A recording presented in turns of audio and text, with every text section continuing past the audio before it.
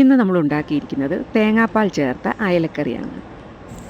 ഇതുണ്ടാക്കാനായി 4 വലിയ അയല വെട്ടിക്കഴുകി കറിക്ക് പറ്റിയ കഷ്ണങ്ങളാക്കി എടുത്തിട്ടുണ്ട്. ഇനി കറി ഉണ്ടാക്കാൻ തുടങ്ങാം. മീൻചട്ടി അടുപ്പത്ത് വെച്ച് 2 ടേബിൾ സ്പൂൺ എണ്ണ ഒഴിച്ച് എണ്ണ ചൂടായി വരുമ്പോൾ 1 ടീസ്പൂൺ കടുകും 1/2 ടീസ്പൂൺ ഉലുവയും കൂടി ഇട്ട് പൊട്ടിയാലുടൻ 2 ഇഞ്ച് നീളത്തിലുള്ള ഇഞ്ചി ചെറുതായി ഇതുപോലെ അരിഞ്ഞതും 6-7 അല്ലി വെളുത്തുള്ളി നടുകെ കീറിയതും കുറച്ച് കറിവേപ്പിലയും കൂടി ഇട്ട് വഴറ്റാം.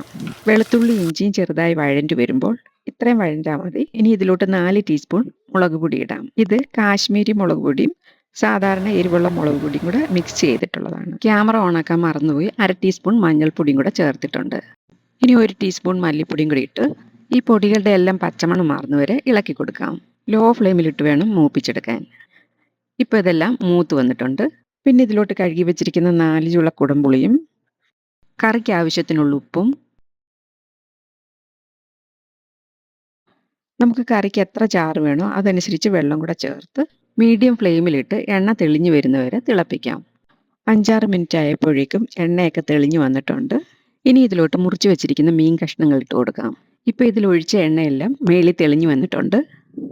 ഇനി കഷ്ണങ്ങൾ ഓരോന്നോരോന്നായിട്ട് പറക്കി ഇതിലിട്ട് കൊടുക്കാം. മീൻ കഷ്ണം ഇട്ടതിന് ശേഷം തവിയിട്ട് ഇളക്കി കഴിഞ്ഞാൽ കഷ്ണങ്ങൾ പൊടിയൊക്കെ ചെയ്യും. അതുകൊണ്ട് നമുക്ക് ചട്ടി എടുത്തൊന്ന് ചുറ്റിച്ചു കൊടുക്കാം. ഇനി ഈ ചാറി മുങ്ങാത്ത കഷ്ണങ്ങൾ നമുക്ക് തവി വെച്ചൊന്ന് പതുക്കെ താത്തി കൊടുക്കാം. ഇപ്പൊ കഷ്ണങ്ങളൊക്കെ ചാറി മുങ്ങി കിടക്കുന്ന പോലെ ആക്കിയിട്ടുണ്ട്. ഇനി അടച്ചു വെച്ച് വേവിക്കാം.